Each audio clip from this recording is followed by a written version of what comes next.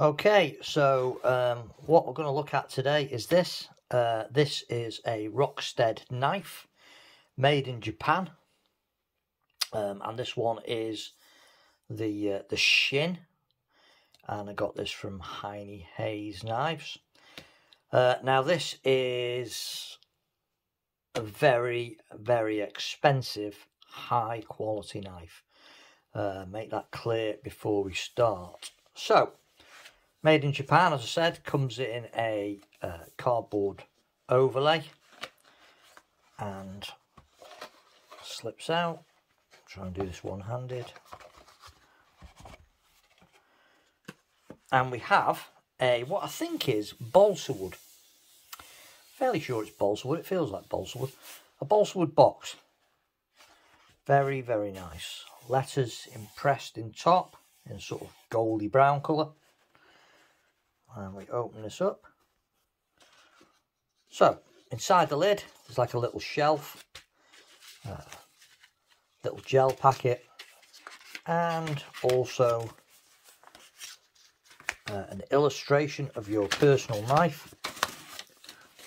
I'll just fold it all. Just bear with me. Each knife has a registration number that I've hidden. You get a picture, an actual photograph of your actual knife, model name, blade material, the blade shape, and all the details about the knife are on here. So, very, very nice.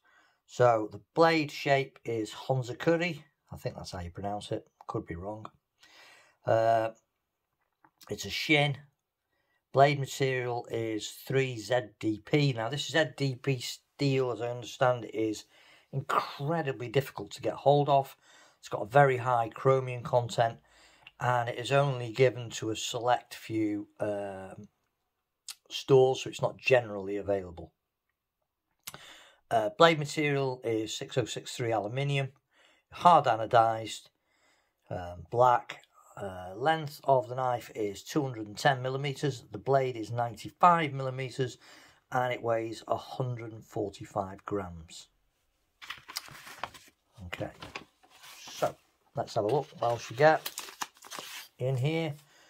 Also get a warning, tells you that your knife is extremely sharp, which you would certainly hope it is, and how to look after it as well. Right, now then, the knife itself. So we've got a little foam cover, and there it is.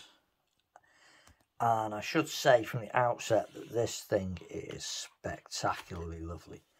The doesn't do it any justice quite how nice it is on video. It kind of reminds me of something that you might see on the Predator films. It's got an almost organic look about it. But it's an odd knife because it's a proper mix of the blisteringly new and a sort of throwback to a more traditional style. So whilst it looks a little bit like something from Predator, all this sort of organic milling work here, this scalloping that you've got on the top here on the handle, nice little grooves here for grip, though they don't aid it very much, it has to be said. You also get something that throws back to traditional Japanese sword making. Now all, or most Japanese katanas, the handles were always wrapped in ray skin before they had the handle wrapping of the silk over the top. And this knife actually has an inset here of genuine ray skin. So whilst it feels quite rubbery, it isn't rubber, it has actually real ray skin. So that's a throwback to the Japanese knife making, sword making rather.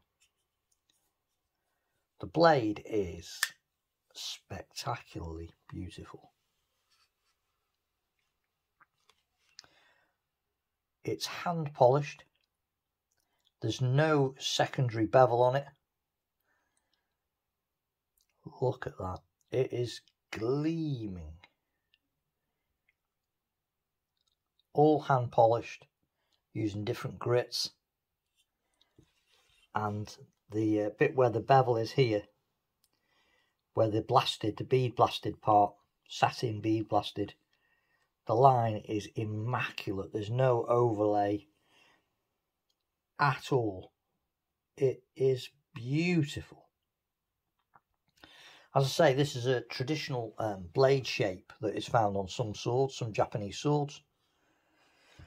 This here is not a blood groove, as you may imagine that it possibly is. It's not a blood groove. This is actually used during the preparation of the blade in the factory. And they have a little device that grips the blade through there whilst the chaps hand polish the edge. This one has got a hardness, Rockwell hardness of 67.2, which means it is incredibly hard. Now, Rockstead say that with proper use, i.e. used for what this knife is intended for, it's a cutting knife. It's not a chopping knife. It's not designed for splitting logs or chopping down huge trees or anything silly like that. This is a gutting, skinning, cutting knife.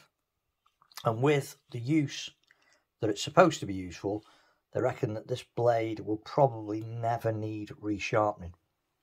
A stropping every now and again is all it will need.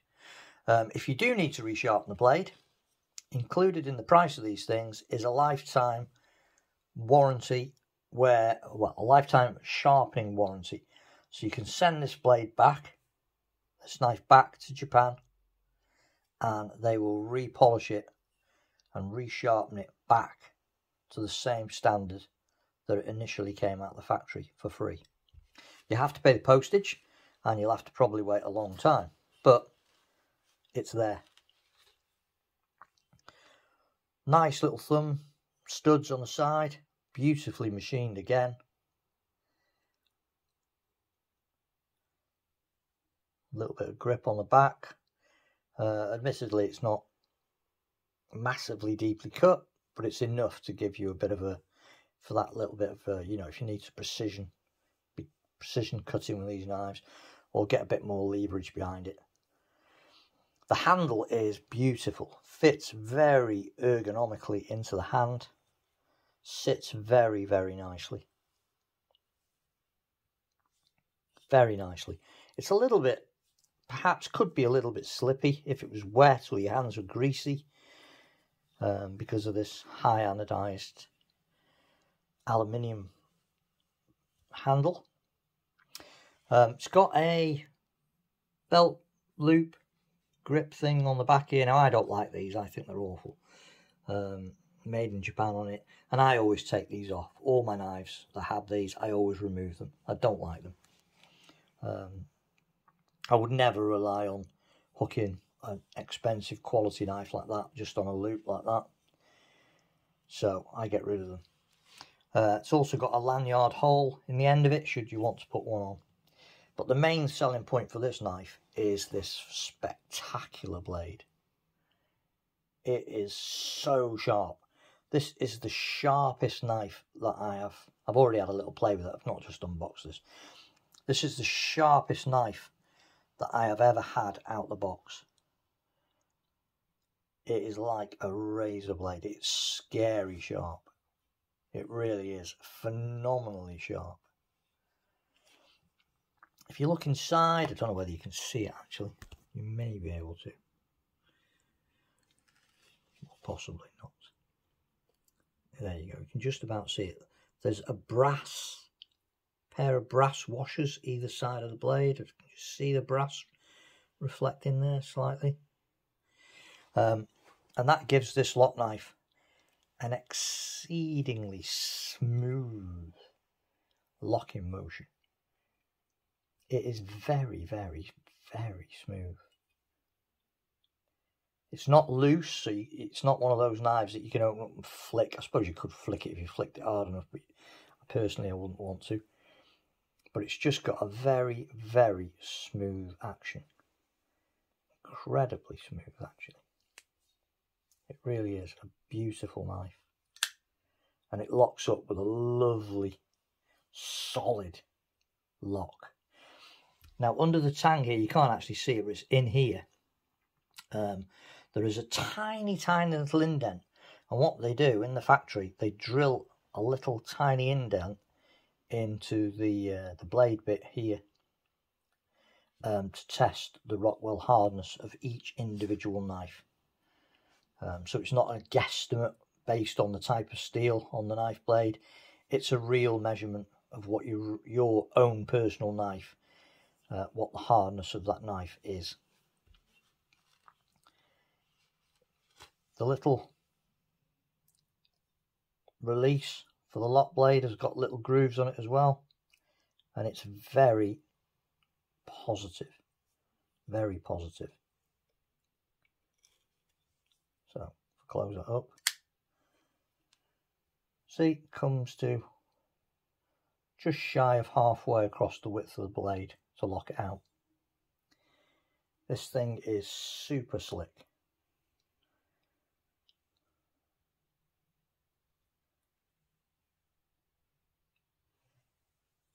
It feels lovely in the hand, it really does. It's got a lovely feel to it.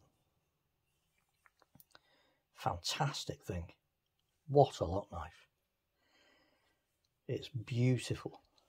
Absolutely beautiful.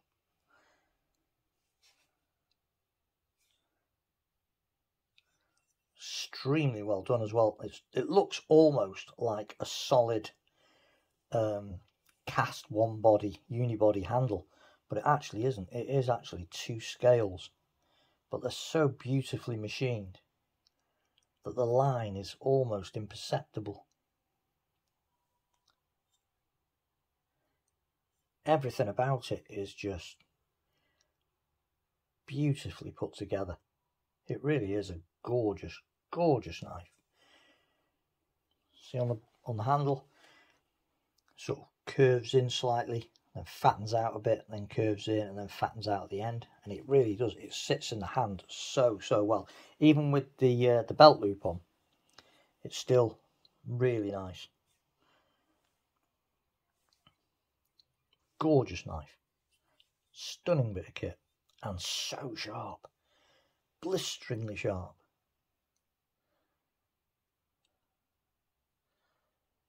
But it is an absolute thing of utter beauty. It's flawless. There's not a flaw on it.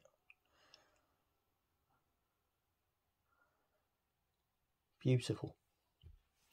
So there we go. Rockstead Shin. Stunning, beautiful knife.